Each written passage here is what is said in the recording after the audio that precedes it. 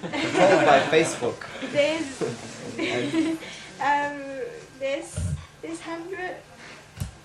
there was 300,000 people marching on 27th of January 2010 in a country of 8 million people.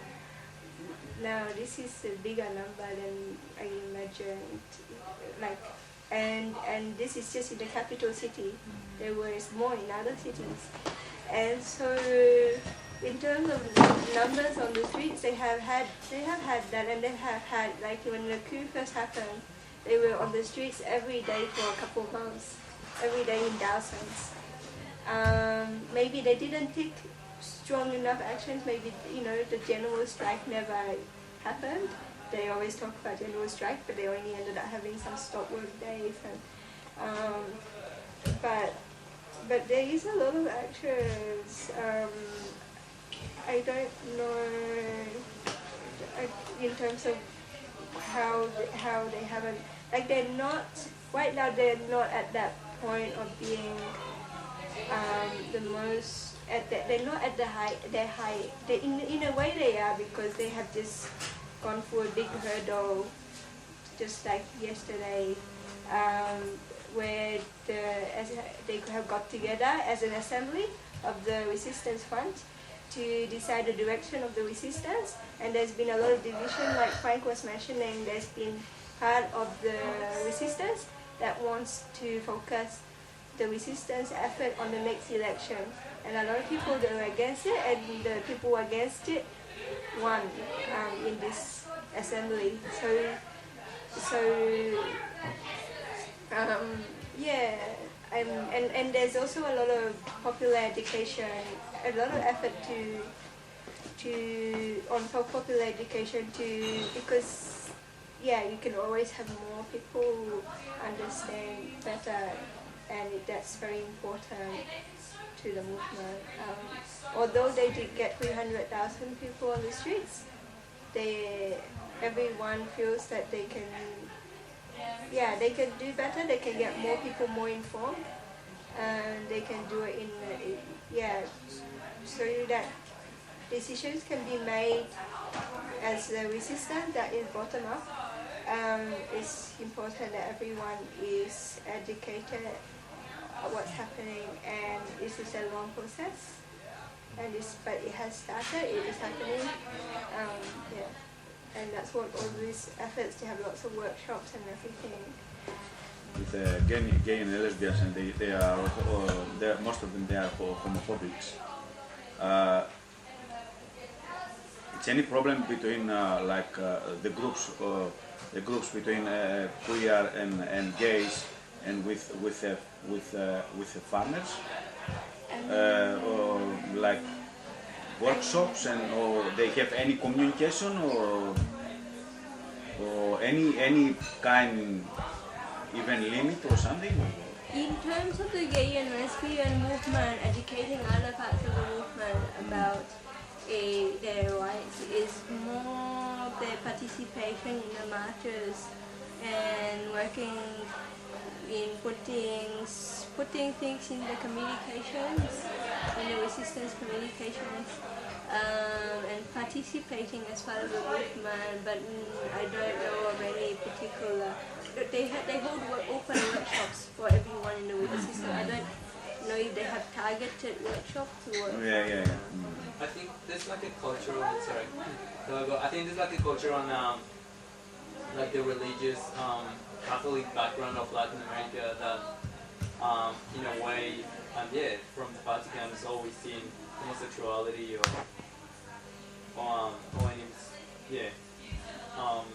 the whole movement as something that's unnatural and unmoral and stuff, and probably from there is that they will have that kind of education, let's say. So they will reject it as that. But I don't think politically there's a political thing, but more a religious and a cultural, really old background of really traditional and very intolerant of Sorry, man. Stop for 2 minutes. Have to wait. Yeah, wait. We have to wait.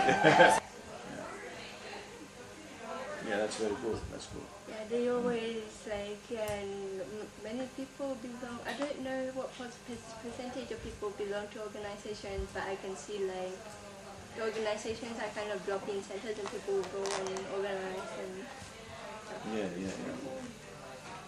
But unfortunately, they have always had a banner in the window, the rainbow, but while I was there, they had taken it down for fear of violence.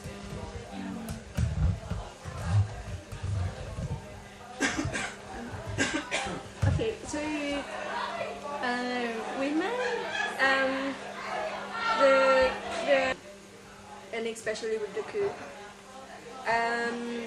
10% of women in resistance have reported repression, have reported sexual violations.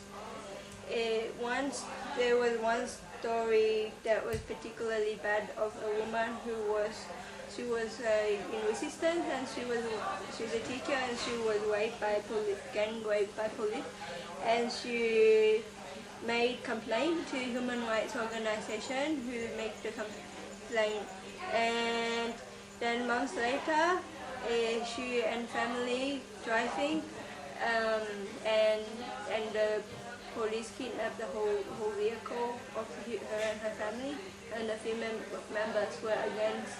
They were raped again to say how dare you complain, and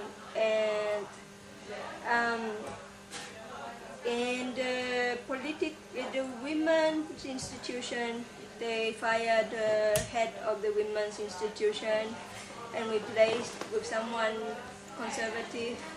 And this institution has since supported men perpetrators in domestic violence cases, and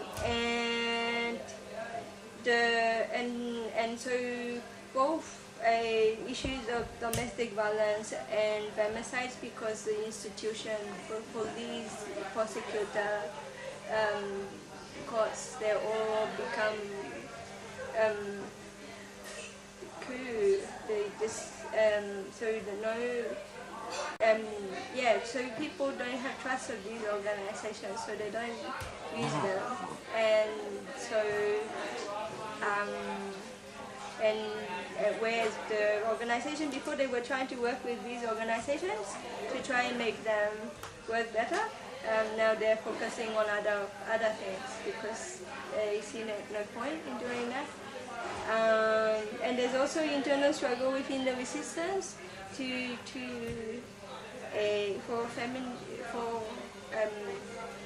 because there is sexism as well, and the feminist struggle, as I mentioned before, is very much in solidarity with the other sectors. There's a very short slideshow and a small Facebook album I'm going to show. And the reason I'm showing the Facebook album is I don't have the original files anymore. I don't know what I've done.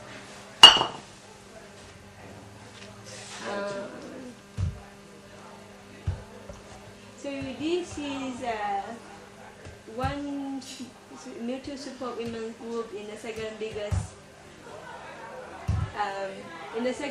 city in Honduras, and they just talk about what they do and why they organize. So they organize a lot against femicides. They call Mutual Support Women's Group, and they organize against the coup. They participate against the coup, and they also so talking to them about what is the impacts of the coup, they talked a lot about increased living costs. Is a lot more expensive, everything, food, and they talked about persecution, and they talked about why they got involved, and some of the women, they got involved because they were victims of domestic violence, and then this group helped them and gave them support, helped them through processes to leave the violent relationship, and then they want to work to help others go for, yeah, and they're also very politically conscious. The other, so the Facebook album, why is it like this?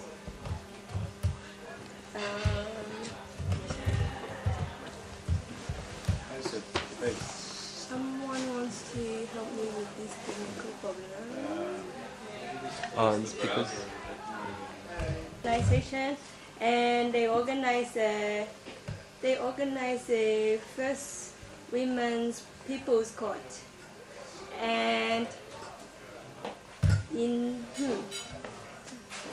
this, and what this is so the indigenous women, they got together from different parts of the region in Honduras, and they got together and to share, make complaints about public complaints about different. They choose something where the rights have been violated, and they mention it in public, and it goes on radio. There's a few people who didn't do this publicly, they dance on radio, because they're very sensitive cases, usually involving sexual violence, and we still like this, but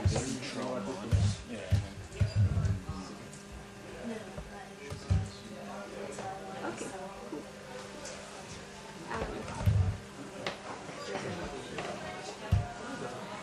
This is a ceremony before.